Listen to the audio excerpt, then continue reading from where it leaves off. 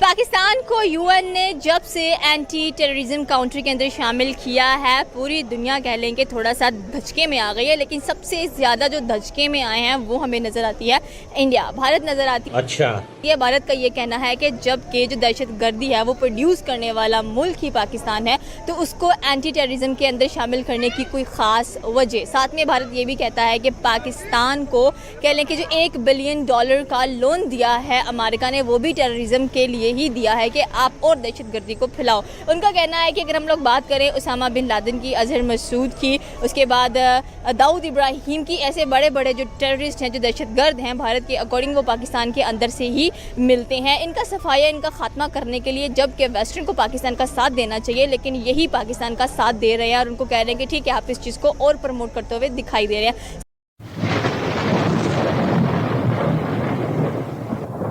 नमस्कार दोस्तों, क्या हाल है। होप करता हूँ कि आप ठीक होंगे और स्वागत करता हूँ आपका हिंदुस्तान डॉट में। दोस्तों, ऑपरेशन सिंदूर के बाद पाकिस्तानी आतंकियों और पाकिस्तान आर्मी दोनों की हवा निकल गई है। पहले तो ये खुलेआम कहते थे कि हम कश्मीर में जिहाद करेंगे और कश्मीर को इंडिया से आजाद करेंगे, लेकिन ऑपरेशन सिंदूर में पिटाई के बाद पाकिस्तानी की हवा निकल गई है और अब तो कहने लगे हैं कि हम कश्मीर और इंडिया में कोई आतंकवाद नहीं करते। तो दोस्तों, बिना टाइम वेस्ट किए वीडियो में आगे देखते हैं इस बात पे पाकिस्तानी के रिएक्शन। अगर आप नहीं हैं तो पहले चैनल को सब्सक्राइब कर लीजिए और वीडियो को अंत तक देखें। सर, आप क्या कहना चाहते हैं कि जब भी पाकिस्तान का नाम आता है तो दिमाग में पहली बात यही आती है कि पाकिस्तान एक दहशतगर्द मुल्क है और पाकिस्तान दहशतगर्दी के खिलाफ लड़ाई नहीं करता, बल्कि दूसरे मुल्कों में भेजकर दहशतगर्दी को और मजीद फैलाते हैं। जैसे भारत की बात कर लें, उनके पास डिफरेंट टॉपिक्स आ जाते हैं। लाइक अगर अभी पहलगाम की बात करें, वो कहते हैं कि पाकिस्तान इन्वॉल्व था। अगर उड़ी की बात करें, वो कहते हैं पाकिस्तान इन्वॉल्व था। बालाकोट की बात करें, वो कहते हैं पाकिस्तान इन्वॉल्व था। अगर ताज होटल की बात करें, वो कहते हैं पाकिस्तान इन्वॉल्व था। अगर जम्मू एंड कश्मीर के अंदर दहशतगर्दी की बात करें तो वो फिर यही कहते हैं कि भाई पाकिस्तान इन्वॉल्व हर जगह में नज़र आता है। तो फिर पाकिस्तान को यूएन की हिम्मत कैसी हुई कि एंटी टेरर काउंटर में शामिल करने की?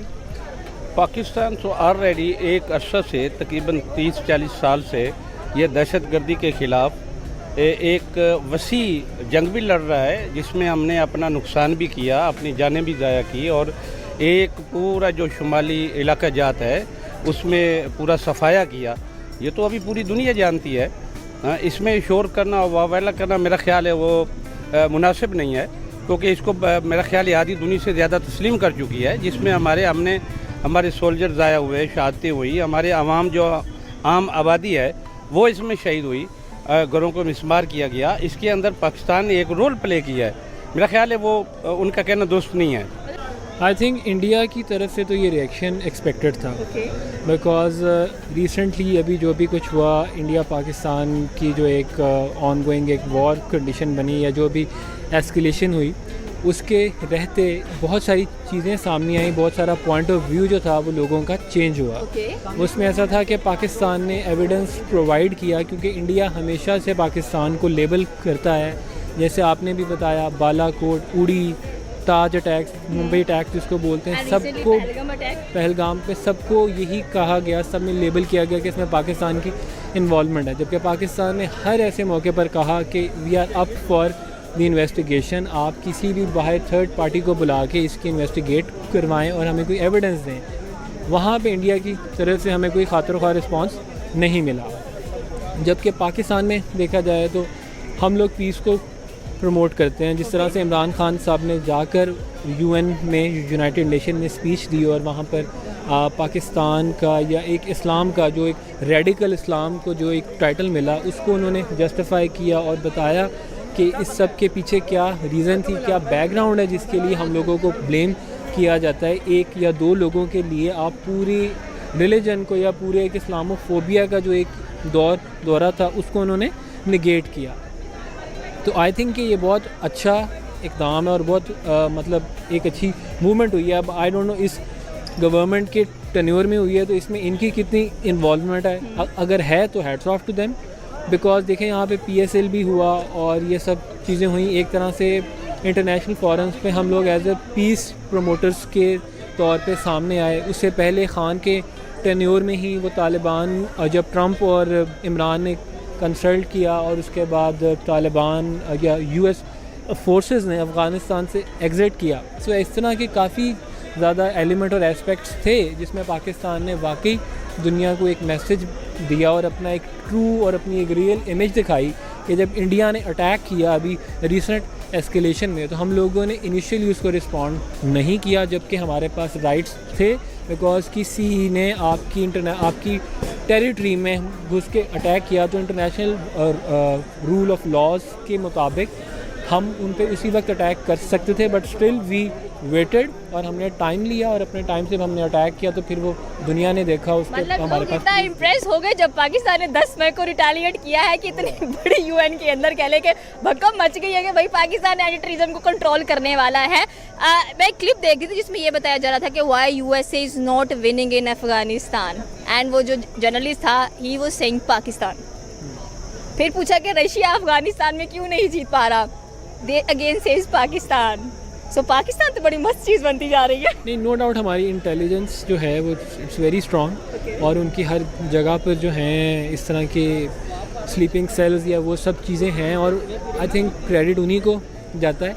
और अफ़गानिस्तान में अगर बात की जाए तो आई बिलीव कि वहाँ के जो लोग हैं, जो तालिबान है, इफ़ यू सी देम, उन्होंने एक सिंपल चप्पल पहनी हुई है, शलवार कमीज़ पहना हुआ है, यानी उनका ड्रेस आप कह लें हार्डली 1000 रुपये का, मतलब अगर हम देखें तो होगा, मतलब उन लोगों को वर्ल्डली चीज़ें जो हैं वो उनके लिए मैटर बिल्कुल नहीं करती। तो अगर कोई कहता है कि यूएस अफ़गानिस्तान को इन्वेड क्यों नहीं कर पा रहा और आगे पाकिस्तान का नाम आता है, तो मैं कहूँगा पाकिस्तानी इट्स इस्लाम, बिकॉज वो लोग इतना पक्का उनका पाकिस्तान ने खात्मे के लिए कह लें कि भरपूर रोल अदा किया। अगर हम नॉर्थ वजीरिस्तान की बात करें तो वहाँ पर कई ऑपरेशंस कह लें कि लॉन्च किए गए हैं दहशतगर्दी को ख़त्म करने के लिए। इवन अब बलोचिस्तान के अंदर भी आप देख लें दहशतगर्दी से निपटने के लिए डिफरेंट जो तरीके हैं वो अपनाए जा रहे हैं। बट प्रॉब्लम फिर यही आता है, अगर हम लोग आसिफ ख्वाजा की बात करें तो उनसे जर्नलिस्ट ने पूछा कि भाई जो पाकिस्तान है वो टेररिस्ट को सपोर्ट करता है, तो आगे से आसिफ ख्वाजा ने कहा कि हम टेररिज्म को वेस्ट के लिए बहुत अरसे से सपोर्ट करते हुए दिखाई दे रहे हैं। तो फिर ये जो बयानात है काफ़ी ज़्यादा कह लें कि इख्तलाफात क्रिएट कर देते हैं।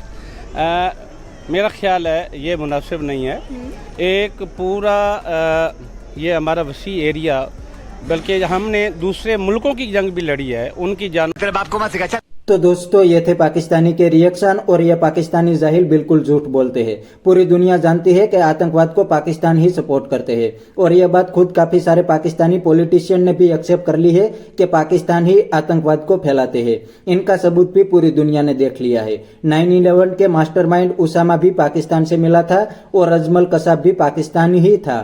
और दोस्तों पहले इंडिया इनके सामने कोई एक्शन नहीं लेते थे, इसीलिए पाकिस्तान आर्मी ने आतंकवाद को अपना धंधा बना लिया था। लेकिन जब से मोदी गवर्नमेंट आई है तब से इंडिया ने क्लियर पॉलिसी बना ली है कि अगर पाकिस्तान इंडिया और कश्मीर में आतंकवाद फैलाएंगे तो इंडिया घर में घुस के पाकिस्तान आर्मी और आतंकवादी की पिटाई करेंगे। और मोदी जी ने इंडिया की ये पॉलिसी पूरी दुनिया में प्रूव भी कर दी है।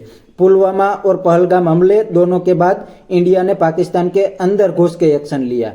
तो बस दोस्तों आज के वीडियो में इतना ही। यह था पाकिस्तानी पब्लिक का रिएक्शन। अगर आपको ये वीडियो पसंद आया तो वीडियो को लाइक शेयर कर दीजिए और चैनल को सब्सक्राइब करना मत भूलिए। Thank you.